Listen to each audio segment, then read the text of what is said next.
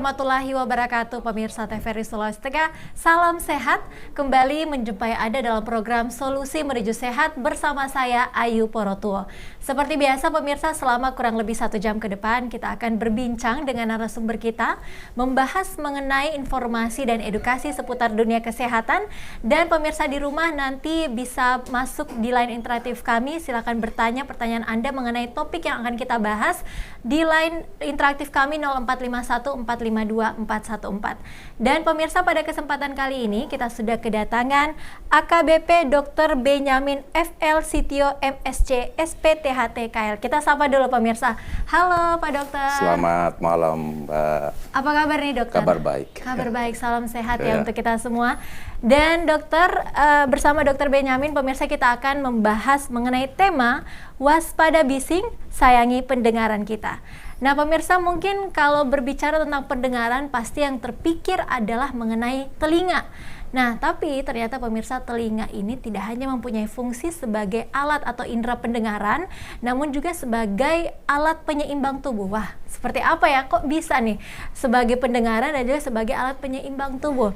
Nah kita akan membahas lebih jauh seperti apa anatomi dari telinga kita, juga seperti apa gangguan pendengaran yang diakibatkan oleh kebisingan. Langsung bersama Dr. Benyamin. Ya, makasih Mbak ya. Jadi kita kembali kepada suara. Nah, suara sebelum dipersepsikan oleh otak, dia memasuki telinga kita, menyentuh daun telinga, kemudian masuk ke rongga telinga. Di rongga telinga, dia akan menggetarkan gendang telinga. Kemudian gendang telinga ini akan menggerakkan tulang-tulang pendengaran. Dan tulang-tulang pendengaran ini akan memompa cairan yang ada dalam rumah siput. Nah, di rumah siput inilah terjadi perubahan listrik. Perubahan listrik dari suara menjadi? Dari energi suara menjadi energi listrik. Kemudian energi listrik ini yang dihantarkan ke otak melalui jalur saraf. Kemudian di otak akan dipersepsikan sebagai suara. Oke, jadi seperti itu ternyata ya dokter ya. Prosesnya itu tidak semudah kita membayangkan, oh kita dengar suara tiba-tiba langsung diubah begitu menjadi apa yang bisa dicerna oleh otak. Nah, di rumah siput juga itu akan dirubah lagi. Jadi ada dipilah-pilah lagi. Kalau umpamanya kan di rumah siput itu ada namanya sel rambut luar dan sel rambut dalam. Sel rambut luar itu bertujuan untuk menangkap getaran pada suara-suara dengan nada tinggi, sedangkan sel rambut dalam itu untuk suara-suara yang rendah. Rambut telinga ini biasa sel rambut namanya. Oh, sel rambut yang kayak kelihatan bulu telinga, bukan ya? Bukan pemirsa. Namanya ya. Sel rambut. Kirain ada gitu ya. Bulu telinga tapi ada kan dok? Ada ya. Itu fungsinya beda juga? Beda lagi ya. Tapi intinya semuanya berfungsi untuk membantu kita mendengar suara di sekitar kita pemirsa. Nah dokter, tadi sempat disebutkan juga bahwa fungsi telinga sebagai alat pendengaran namun juga sebagai alat penyeimbang tubuh. Nah seperti apa sebenarnya ini kondisi atau anatomi di dalam telinga kita sampai wah kok bisa gitu ya sebagai alat penyeimbang? Mungkin dokter bisa jelaskan. Di telinga dalam itu ada namanya rumah siput, itu untuk pendengaran. Kemudian ada namanya kanalis semisirkularis, itulah alat keseimbangan. Alat keseimbangan. Kita akan menampilkan di layar televisi Anda, pemirsa, gambar anatomi dari telinga ini agar lebih jelas begitu ya. Seperti apa sebenarnya fungsi-fungsi. Nah, ini udah kelihatan nih dok. Ini kebetulan ini gambarnya untuk pendengaran ini Mbak ya. Oh ini pendengaran, oke. Kemudian kalau yang untuk keseimbangan itu ada di atasnya yang melengkung itu sebenarnya. Jadi kalau jalur masuknya suara tadi kan ditangkap oleh daun telinga. Ya, masuk ke rongga telinga, ke liang telinga, masuk ke gendang telinga, menggerakkan tulang-tulang pendengaran yang bentuk U itu Mbak. Yang mana nih dok? Yang sebelum kuning. Okay. Sebelum kuning kan gerakannya, jadi nanti ada cairan di situ, perilim, itu yang digerakkan sehingga terjadi potensial listrik. Oh, jadi sebenarnya yang kita dengar itu adalah guncangan, maksudnya goyangnya cairan di dalam itu. Tadi ya. Ya, terjadi pertukaran ion-ion sehingga terjadi potensial listrik.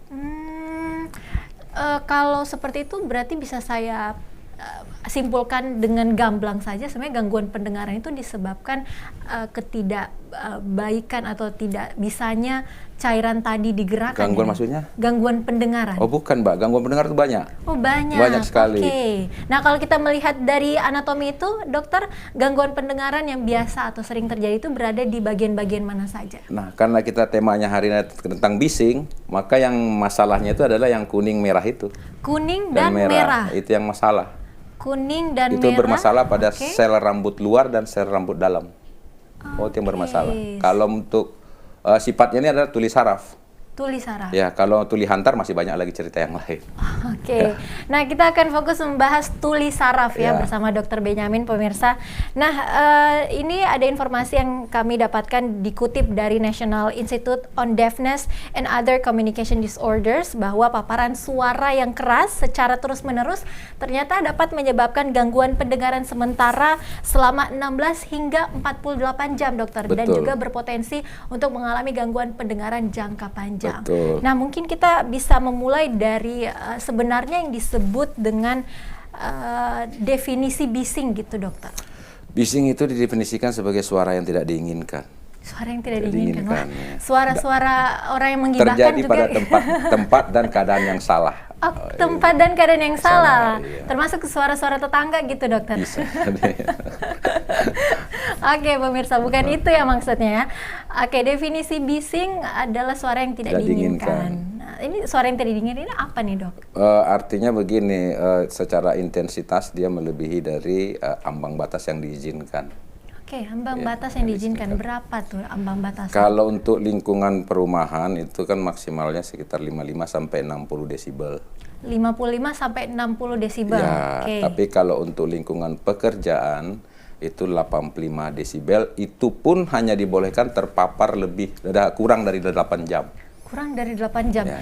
Sepertinya juga kami punya informasi atau tabel begitu ya tentang kebisingan yang diperbolehkan atau intensitas suara, mungkin bisa ditampilkan. Nah, ini kan ada tabelnya nih.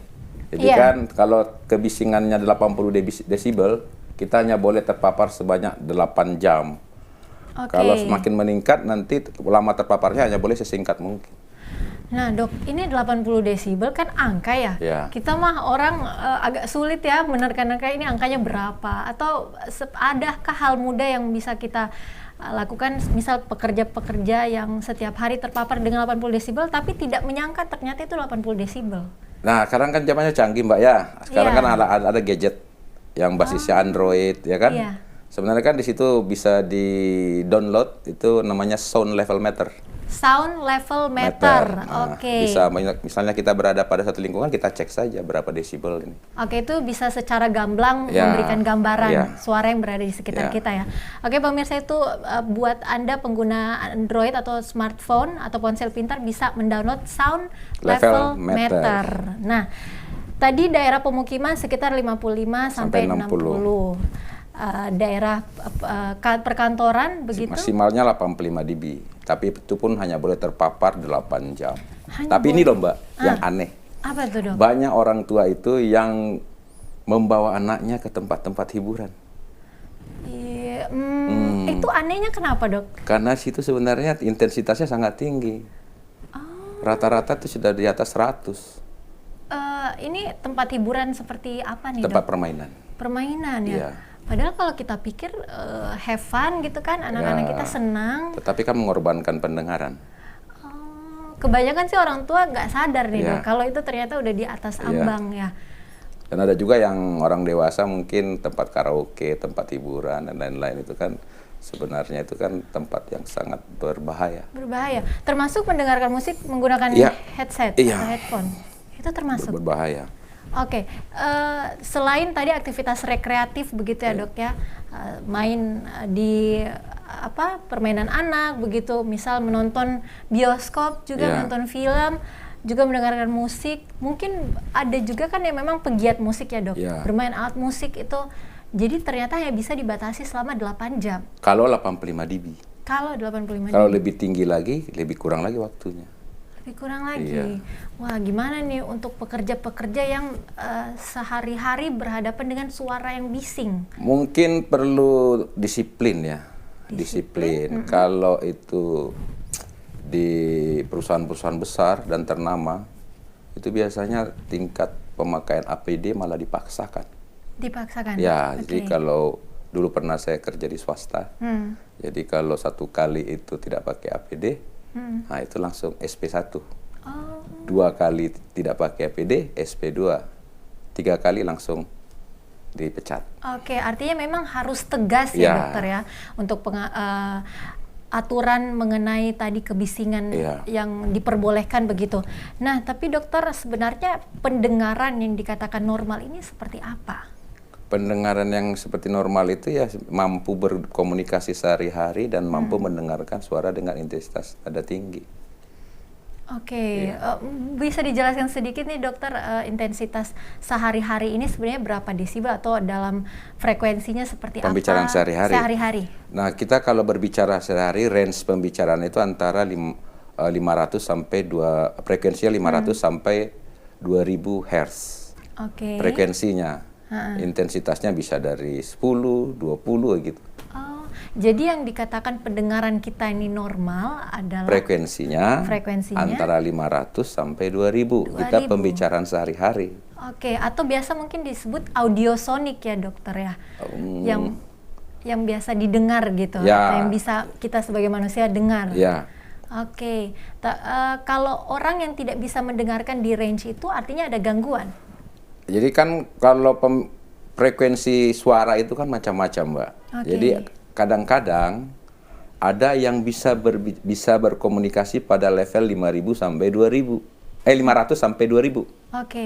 Tapi pada frekuensi 3.000 sampai 6.000 itu tidak bisa mendengar. Itu yang salah satu contoh pada tuli akibat bising. Tuli akibat bising. Oke. Nah, dokter, ini kalau berbicara tentang tuli ya, ternyata penyebabnya salah satunya bisa bising. Akibat bising. Nah, sedangkan tadi sudah dipaparkan bahwa normalnya kita hanya bisa mendengarkan 85. Kita berbicara, frekuensi pembicara kita sehari-hari itu antara 500 sampai 2.000. 2.000, normal dalam keadaan sehari-hari. Tapi kita juga bisa mendengar yang di atas itu, tapi pada level yang dibatasi waktunya berapa lama. Baik, artinya kalau melewati waktu yang sering atau yang lumrah begitu yang bisa didengarkan, ini kita hindari saja. Dihindari saja. Jadi kalau kita terlalu dengarkan apa kata tetangga, dihindari saja, dokter. Oke, pemirsa, bagi Anda yang memiliki pertanyaan, silakan langsung masuk di line interaktif kami di 0451 452 414. Silakan Anda boleh bebas bertanya dengan Dr. Benyamin terkait pendengaran, terkhusus mengenai bising. Nah, dokter, bising tadi disebutkan bisa menyebabkan gangguan pendengaran tuli nih.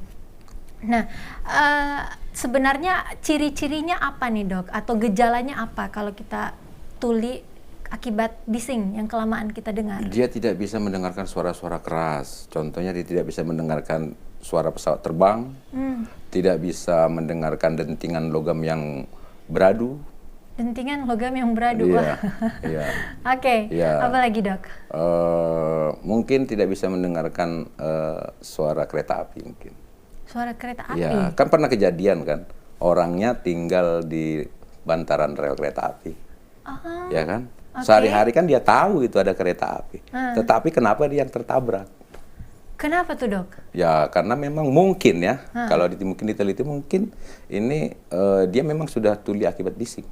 Akibat bising. Karena keluarganya mungkin ngomongnya, dia bicara komunikasi sehari-hari normal. Tapi kalau dicek mungkin itu udah frekuensi 3.000 sampai 6.000 sudah hilang. Oh, jadi awal dari tuli akibat bising itu kita tidak bisa mendengarkan yang intensitas tinggi. Ya, frekuensi 3.000 sampai 6.000. Oh, bukan ini ya, dok ya, yang kalau suara kecil kita nggak bisa dengar. Nah, suara itu ada 2, Mbak. Ada namanya intensitas, kekuatannya, ada namanya frekuensi. Intensitas dan frekuensi. Oke, mungkin pemirsa di rumah tadi yang dari tadi kita obrolin mengenai intensitas, yaitu tadi desibel. Oke, pemirsa. Dan untuk frekuensi itu gelombangnya. Oke, wah rasanya kayak kembali ke masa ini sekolah SMA, dok. Oke, artinya untuk orang-orang yang terbiasa mendengarkan suara atau terekspos dengan kebisingan begitu, akhirnya tidak bisa mendengarkan frekuensi tinggi. Oke dok, bukan justru sebaliknya ya dok? Bukan. Jadi gini Mbak, ada yang terjadi secara perlahan-lahan. Kalau intensitasnya rendah, sedang lah ya. Tapi ada yang langsung hilang. Ada yang langsung hilang? Ada. Kenapa tuh dok tiba-tiba langsung hilang? Mungkin desibelnya terlalu tinggi ya. Terlalu tinggi. Tapi itu sementara apa langsung hilang sampai Ada seterusnya? yang sementara, ada yang permanen. Wow, cukup menakutkan ya dok ya. Dan ini disebabkan karena kebisingan pemirsa. Nah, lebih lanjut kita akan membahas bersama Dr. Benyamin mengenai gejala tadi sudah seperti yang Dr. Benyamin sebutkan. Salah satunya adalah kita tidak bisa mendengarkan frekuensi di atas. Ya. Oke, gejala lain apa lagi nih dok? Mungkin ada suara mendenging. Oh, Suara mendenging, mungkin juga ada rasa penuh di telinga. Rasa penuh? Iya. Kenapa rasa penuh tuh kayak gimana nih dok? Kayak gitu? Rasa penuh, rasa kayak ada sesuatu di telinganya. Oh, bukan suara gitu ya? Ada sesuatu yang menghambat dia mendengar. Jadi beliau mengatakan bahwa ada sesuatu di telinganya. Padahal kalau diperiksa tidak. Bukan kotoran telinga Bukan. dok? Bukan. Bukan ya pemirsa ya. Nah, oke, kita akan membahas lebih lanjut gejala-gejala gangguan pendengaran. Namun pemirsa, Solusi Menuju Sehat akan segera kembali, tetaplah bersama kami.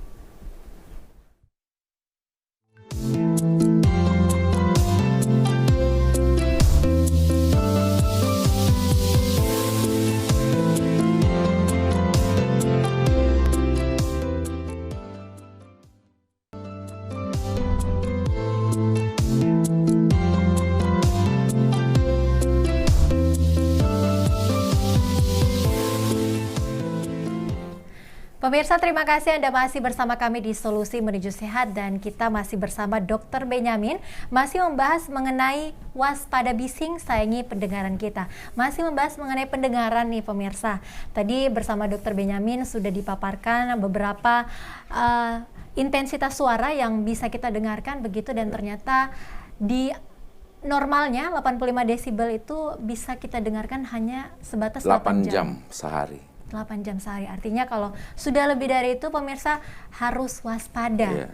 Karena ternyata ini merupakan tuli saraf ya dok ya.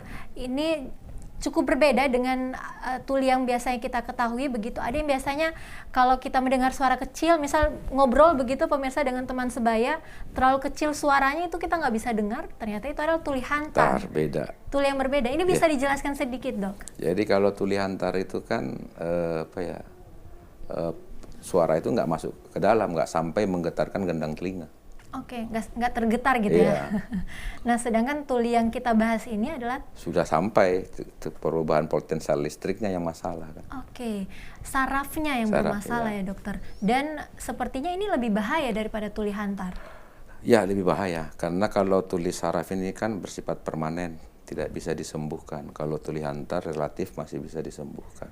Wah, tidak bisa disembuhkan pemirsa. Dan ini penyebabnya adalah kebisingan. Nah, berarti untuk pekerja-pekerja atau masyarakat begitu yang sering terpapar dengan suara bising, harus waspada ya dokter ya? Ya sebenarnya kan kita harus melindungi diri kita sendiri dulu. Ya kan, waspada terhadap hal-hal yang membahayakan kita. Tanpa kita sadari, kita bekerja pada lingkungan yang seharusnya itu harus kita hindari, atau seminimal mungkin kita menggunakan alat perlindungan diri. APD. Oke. Nah, dokter, sebelum kita masuk ke alat pelindungan diri, mungkin kita akan membahas sebenarnya suara-suara yang disebut bising ini. Kalau tadi kan sebatas angka gitu. Nah, mungkin apakah pemirsa di rumah bisa mengetahui contoh-contohnya? Ya? Jadi kalau yang paling berbahaya itu kan sebenarnya kan bunyi bunyi besi, bunyi pesawat terbang, bunyi kereta api, atau bunyi-bunyian di terminal, itu berbahaya, atau tempat-tempat hiburan. Tempat-tempat hiburan. Menggunakan headset gitu, dok? Iya. Termasuk? Headset juga. Oke, apalagi ya yang biasa ini bising banget. Suara, misal kita pakai handphone atau nonton TV terlalu besar, suaranya itu juga termasuk? Ya, jadi sebenarnya kan ada aturan ya. Kalau kita menggunakan televisi, alat musik segala macam rumusnya 60-60. Oh, ada rumusnya. Ya, jadi kekuatannya itu digunakan hanya terbatas sampai 60%. Dan penggunaannya maksimal 60 menit.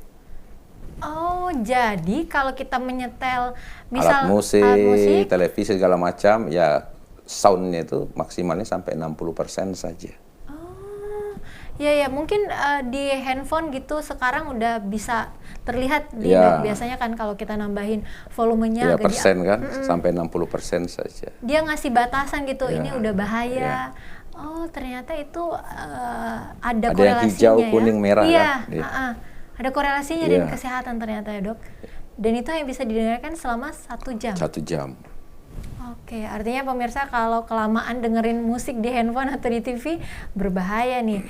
Nah, tapi dokter ya, tadi suara-suara yang bisa kita atau yang bisa disebutkan bising begitu menyebabkan gangguan tuli saraf ini, berarti untuk pekerja-pekerja yang sering terpapar dengan itu, misal pemain musik, penembak ya, Dok ya, juga mungkin pekerja konstruksi, itu bagaimana Dok mereka menjaga diri? Harusnya pakai APD, tetapi yang kita lihat sehari-hari dan kita tanyakan, ya mereka kurang disiplin karena alasan kurang nyaman kalau menggunakan itu. Betul Dok. Ya kurang nyaman. Padahal di aturan kan sebenarnya ada itu. Ya aturan sebenarnya ada, wajib menggunakan APD. Mungkin juga pemilik perusahaan atau kepalanya harus memaksakan tanda petik ya, memaksakan anggotanya atau karyawannya untuk menggunakan APD kalau memasuki zona-zona dengan suara intensitas tinggi. APD yang dimaksud ini apa? Noise cancellation ya Dok? Oh, earplug. Ada namanya yang pakai tutup telinga itu. Ada juga tuh kayaknya pernah lihat yang dari karet gitu. Ada ya Dok? earbud. Oh, earbud. Langsung dimasukin. Sudah ada penelpon yang masuk bergabung bersama kami. Kita sapa dulu Dok. Assalamualaikum. Halo. Assalamualaikum. Halo, dengan Bapak siapa di mana? Halo. Halo. Ya, silakan dengan Bapak siapa di mana? Ini Bapak Nopen dari Kepulauan Bangka Belitung. Bapak Nopen dari Bangka Belitung, wow, jauh ya Bapak Nopen ya. Silakan Bapak Nopen langsung bertanya dengan Dr. Benyamin, silakan.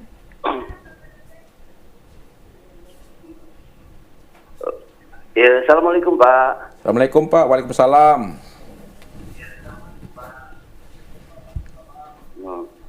Nih Pak, saya mau tanya.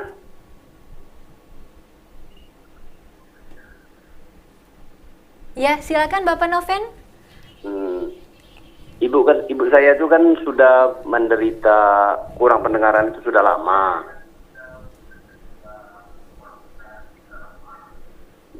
Sekarang memakai alat bantu. Bisakah itu disembuhkan kembali Pak? Kira-kira begitu Pak. Itu saja Bapak Noven.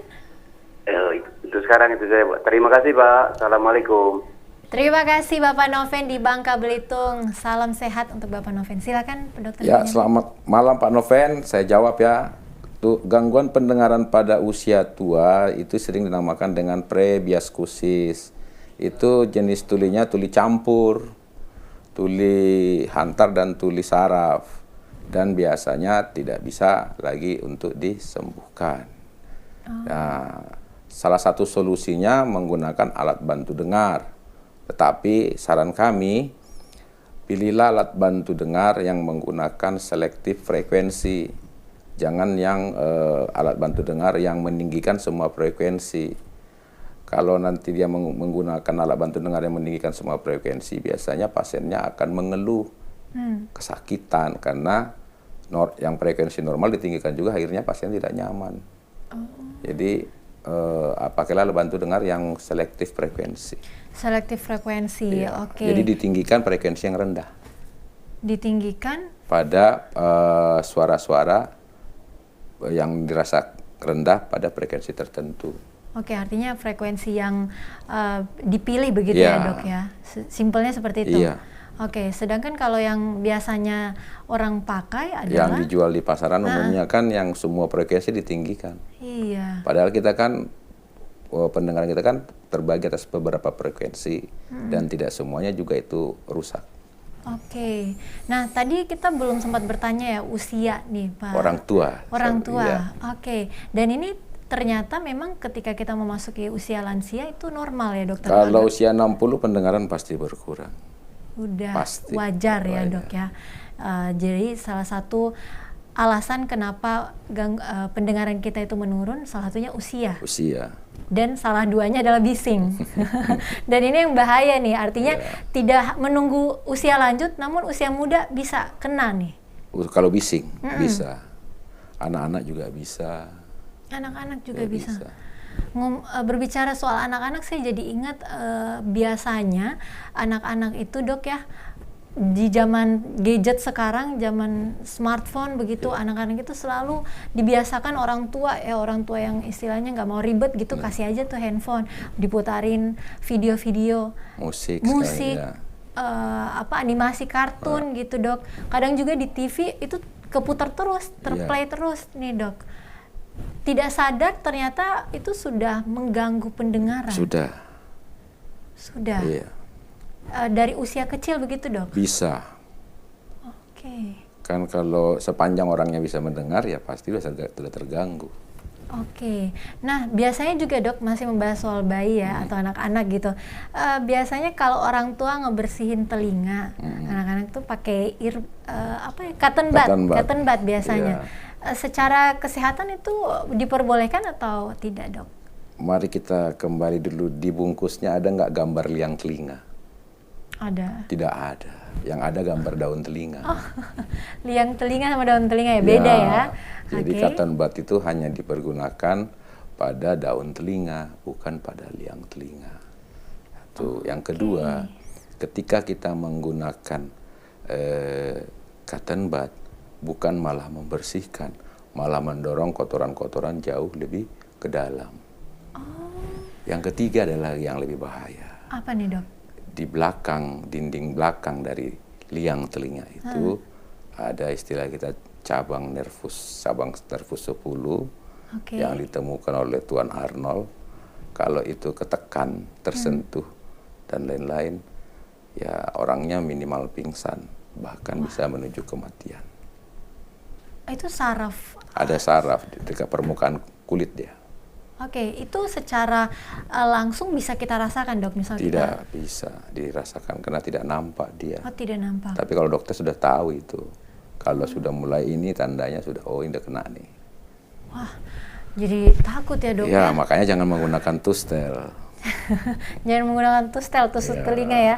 Pakai apa nih dok penggantinya yang lebih sehat? Hanya 20% manusia yang memerlukan dokter THT untuk membersihkan telinga. 80% manusia itu mempunyai mekanisme pembersihan kotoran dari liang telinga sendiri. Oke. Kan dengan getaran dari gendang telinga itu kan kotoran-kotoran kan terlempar keluar. Satu, yang kedua arah gerakan kulit kan ke arah luar, jadi kotoran-kotoran kan terbawa keluar. Oke, ini informasi dan edukasi baru untuk saya khususnya, dan juga mungkin pemirsa di rumah baru mengetahui kalau ternyata kita itu tidak harus setiap saat ngebersihin telinga kita ya dok ya? Telinga yang sehat itu adalah telinga yang agak kotor.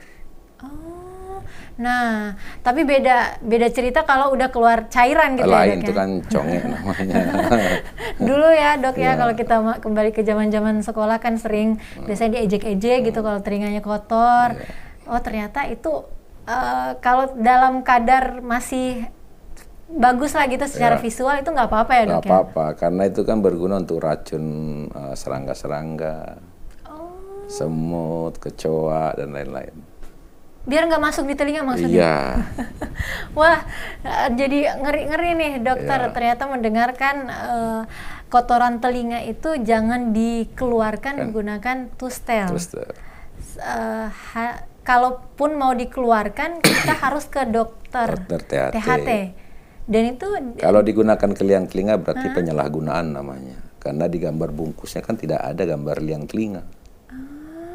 Iya ya, ternyata selama bertahun-tahun kita sudah mungkin salah ya, terusnya saya nih dok, karena dipikir kan selama ini dijual seperti itu ya, pemasarannya seperti itu, ternyata hanya untuk membersihkan daun telinga saja.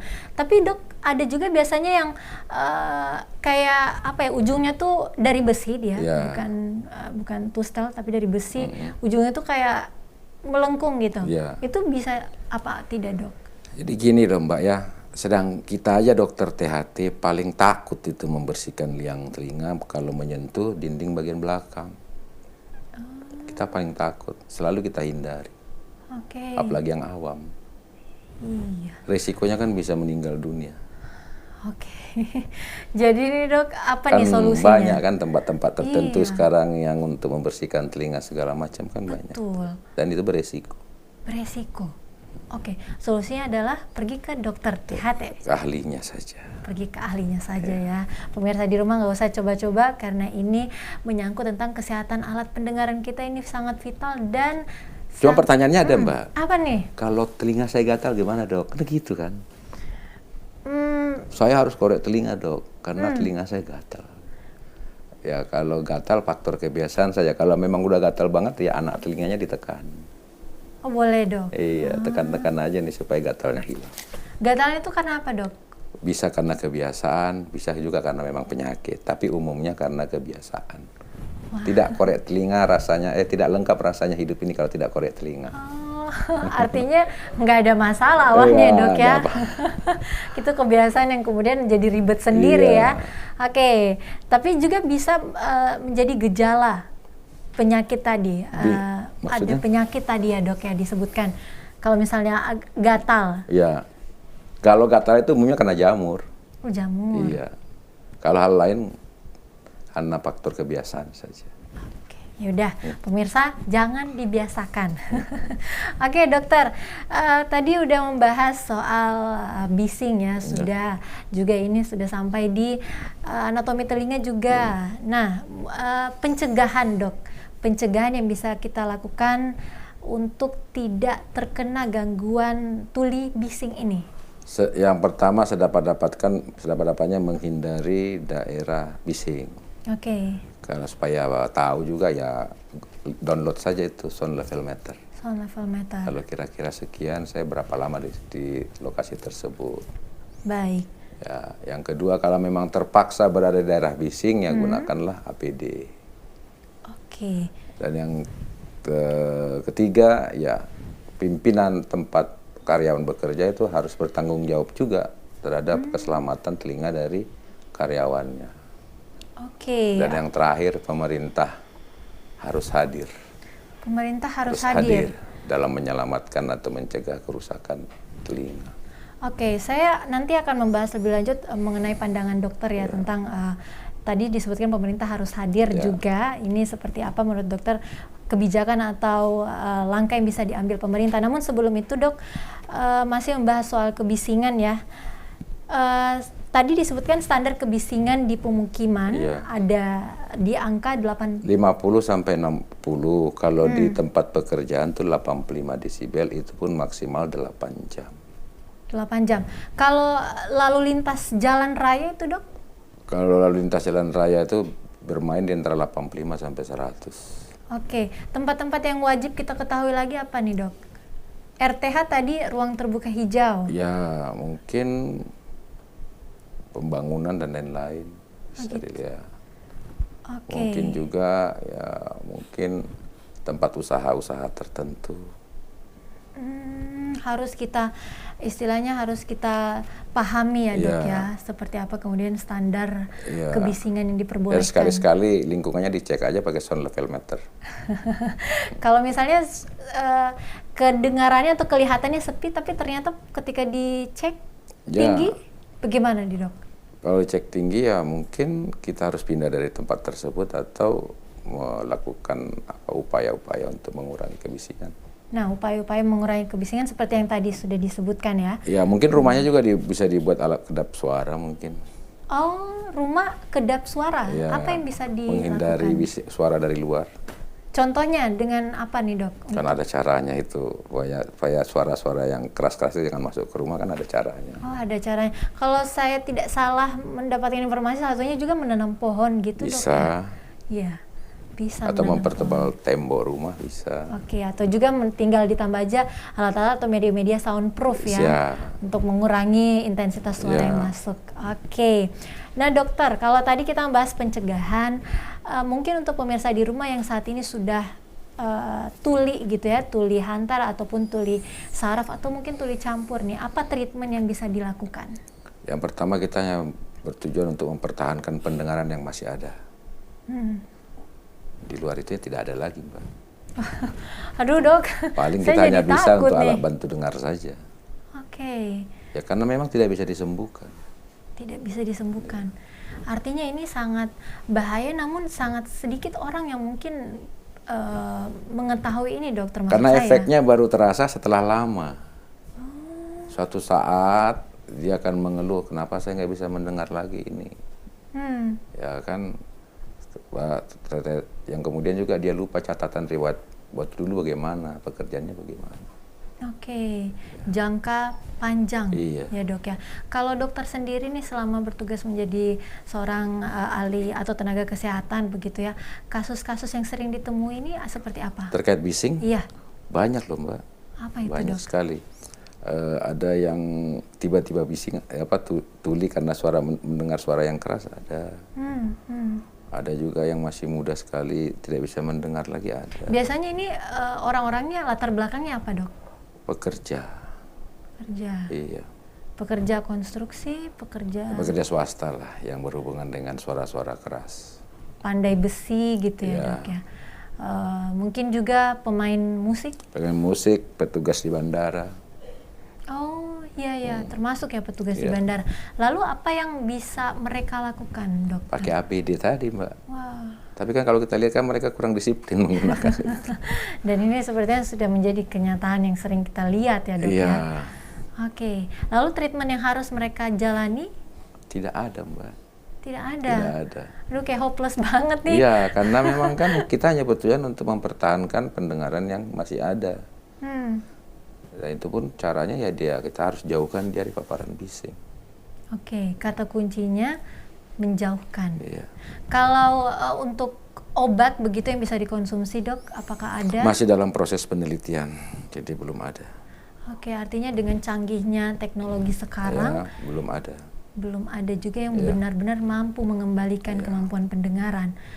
Oke, ini ternyata sangat-sangat membahayakan bising ini pemirsa, namun sangat sedikit dari kita yang memperdulikan, sekedar menampikan saja karena ya dipikir mungkin ya bising kalau yang enak-enak gitu ya, seperti dengar musik atau main main di pusat permainan begitu kan, kita bawaannya enjoy, happy, tapi ternyata ada bahaya di balik. Bahaya mengintai kita. Ada bahaya mengintai kita pemirsa. Oke, tadi juga Dokter Benyamin sempat menyebutkan bahwa telinga selain berfungsi sebagai pendengaran juga bisa sebagai alat penyeimbang tubuh ya dok ya. Dan ini terjadi, bisa dijelaskan sedikit dokter? Jadi kalau gangguan keseimbangan atau pusing berputar kan ada dua jenis. Oke. Ada namanya vertigo perifer, ada namanya vertigo sentral. Kalau vertigo sentral itu kerusakannya di otak. Kalau vertigo perifer kerusakannya di telinga. Nah, bisa kita perkirakan ini sentral atau perifer bisa. Oh bisa caranya? Kalau gejalanya terlalu berat sampai dia nggak bisa buka mata, ya kan, itu biasanya di perifer, gangguannya di telinga. Tapi kalau hanya oleng-oleng saja, ini kan perkiraan loh, Mbak, belum pasti. Hanya oleng-oleng saja, biasanya gangguannya di sentral. Di kepala gitu? Iya. Oke, ternyata vertigo ini salah satunya Telinga juga. 80% kasus vertigo itu kasusnya di telinga. Hanya 20% di otak. Baik, ini informasi dan edukasi baru nih, dokter. Dan kalau masalahnya di telinga, sangat jarang membutuhkan obat. Hanya perlu latihan tertentu saja. Latihan apa, Dok? Adalah. Oh, ada. Oke, ada latihannya ternyata ya. Namun dokter, apakah gangguan keseimbangan ini juga bisa diakibatkan karena kebisingan? Tidak. Tidak. Jadi tapi terjadi bersamaan bisa. Oke. Bisa dipaparkan sedikit, dokter? Karena ada namanya penyakit Meniere disease namanya. Ada gangguan keseimbangan, ada gangguan pendengaran, dan adanya bunyi berdenging, Meniere disease namanya. Dan itu pun terjadi hanya sesaat, nanti normal lagi. Oke, bunyi berdenging. Biasanya kadang ya kita, atau setidaknya saya begitu, dokter, merasakan itu suara mendengung, tapi nggak yang keras banget gitu. Nging atau ngung? Iya, dengung ya. Iya. Tapi dia tidak begitu keras, dok. Iya. Itu termasuk gangguan? Termasuk. Biasanya disebabkan oleh? Biasanya kalau umur muda, biasanya gangguannya di saluran yang menghubungkan antara telinga dan hidung. Telinga dan hidung, Iya. Oke. Gangguannya itu biasanya? Reversibel, bisa kembali ulang normal. Oke. Disebabkan apa biasanya, dok? Bisa karena radang tenggorokan yang berulang, bisa karena baru pulang dari ketinggian, atau baru selesai menggunakan alat transportasi pesawat terbang. Oh gitu. Atau bisa juga karena habis menyelam, bisa macam-macam. Oke, jadi bukan karena ada yang lagi ngomongin kita di belakang. Mitosnya seperti itu, dok. Kalau kita dengar suara dengung kecil, ada yang lagi ngomongin. Ternyata tadi aktivitas, korelasinya dengan aktivitas kita ya, dok ya. Oke. Nah, dokter, saya ingin menanyakan sedikit nih, apa pendapat dokter? Tadi sempat menyebutkan kalau ternyata pemerintah juga harus mengambil andil tentang kebisingan ini. Menurut dokter, apa yang bisa dilakukan atau kebijakan-kebijakan apa yang bisa dilakukan pemerintah? Pemerintah harus menempatkan setiap usaha-usaha yang membuat kebisingan itu pada tempat-tempat tertentu. Contohnya? Jadi perizinan harus diperketat. Jadi tidak bisa lagi, saya mau bangun sesuatu di sini, ya kan? Tapi sudah memunculkan suara bising, kan mengganggu lingkungan sekitarnya.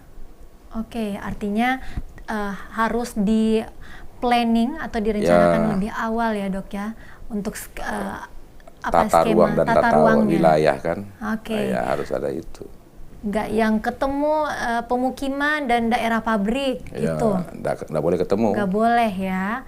Oke. Kalau menurut dokter dengan ruang terbuka hijau apa harus diperbanyak atau seperti apa? Harus diperbanyak lah untuk mengurangi kebisingan. Oke. Bagaimana dengan kendaraan-kendaraan yang berada di lalu lintas yang sepertinya juga bikin bising gitu, dok? Yang lagi keren sekarang kan knalpot bogar itu. Iya. Nanti polisi bertindak, nanti disalahkan. Padahal kan tujuannya untuk keselamatan warga. Oh, ternyata itu korelasinya dengan kesehatan pendengaran. Iya, polisi itu kan harus melindungi masyarakat. Ditangkap itu yang knalpot bogar, yang tujuannya supaya keselamatan pengendara itu juga dan orang lain. Oke. Nah, ini yang kadang masyarakat nggak paham ya, dok ya. Pikirnya karena mengganggu masyarakat, tapi ternyata itu membahayakan kesehatan pemirsa. Nah, selain itu apa menurut dokter yang bisa dilakukan juga? Mungkin tidak hanya dari pemerintah, tapi kita sebagai masyarakat. Yang untuk masyarakat ya, pertama kita harus mengetahui banyak hal lah tentang bising ini. Yang kedua seperti sampaikan tadi ya, coba download tadi sound level meter tadi. Sound level meter, oke. Mohon maaf ya, Mbak ya, sampai sekarang saya belum pernah membawa anak saya main-main ke tempat hiburan itu. Oh iya? Ya, saya tidak pernah mau. Tidak pernah mau, Tidak pernah mau. Dan saya tidak pernah masuk ke karaoke atau diskotik, tidak mau. Begitu, dok? Iya. Alternatifnya apa, Dan? Untuk apa ya? Karena ada rekreasi? Hiburan yang lain. Kan bukan harus tempat hiburan yang suara-suara keras. Mungkin ke alam, mungkin kemana. Oke, back to nature ya, dok ya. Kembali ke alam. Oke, dokter. Ada sedikit fakta unik nih, dokter, tentang telinga yang ingin saya tanyakan. Apakah benar atau tidak disebutkan kalau telinga kita itu adalah salah satu organ yang tidak pernah tidur. Betul. Dan bukan salah satu ya, adalah organ yang paling pertama sempurna dalam siklus kehidupan manusia. Dan dia sudah sempurna pada waktu umur 7-8 minggu usia di dalam kandungan. Wah, 7-8 minggu Iya. usia kandungan? Sudah sempurna, organ paling sempurna. Oh, mungkin itulah mengapa biasanya ibu-ibu yang lagi mengandung gitu mendengarkan Suara-suara yang bagus suara-suara lah. bagus. Yang pertama ngaji kak, pemusik-musik simponi. Musik-musik klasik gitu ya Iya. dok ya. Oke, ternyata memang itu secara ilmiah yang duluan. Ya, itu yang organ paling sempurna duluan. Oke, artinya kita sudah harus sedini mungkin memilah-milah ya Iya. dok ya. Suara apa yang bisa didengarkan oleh anak kita, yang pantas didengarkan oleh anak-anak kita. Tuh. Oke, juga karena dia tidak pernah tidur, mungkin kenapa sampai orang yang mungkin lagi tidur ya dok ya, Yeah. ketika tidur itu terbangun akibat mimpi kayak, wah lagi mimpi dengerin suara gitu. Padahal ternyata bukan mimpi dengerin suara, emang lagi dengerin suara. Gitu ya dok ya? Karena hubungannya langsung ke otak kan. Oke. Langsung dari rumah siput, sarafnya langsung ke atas, ke pusat pendengaran. Jadi memang dia tidak pernah tidur. Oke, memang tidak pernah tidur. Juga fakta menarik lainnya nih dok yang ingin saya konfirmasi, ketika kita memasuki usia lanjut, ini disebutkan bahwa telinga kita akan lebih besar dibanding kita usia remaja. Apakah betul atau? Saya kira lebih kendor lah. Oh, lebih kendor ya? Tapi gini, gerakannya akan lebih, gerakan kulitnya lebih melambat, migrasi kulitnya.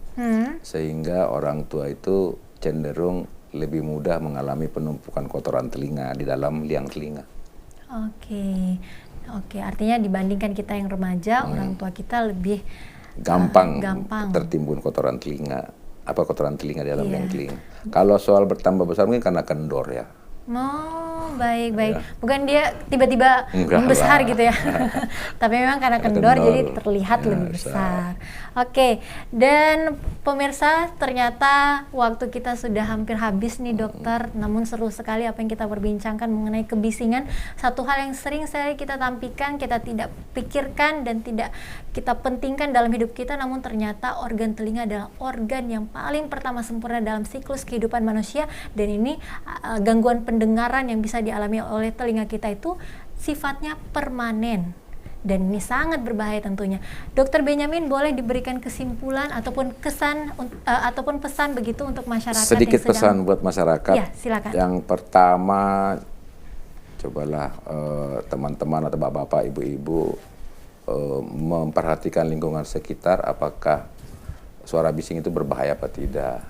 Yang kedua, cobalah download sound level meter di gadget masing-masing. Yang ketiga, ya terakhir ini, gunakanlah alat musik, gadget, televisi dengan rumus 60-60, 60% dari kekuatan suaranya, dan gunakanlah maksimalnya 1 jam atau 60 menit. Saya kira itu saja, Mbak. Oke, terima kasih banyak Dokter Benyamin sudah hadir bersama-sama kita di studio berbagi informasi dan edukasi dengan pemirsa di rumah. Dan pemirsa ingat, waspada bising, sayangi pendengaran kita. Dan pemirsa, kita sampai di penghujung acara kita dalam Solusi Menuju Sehat.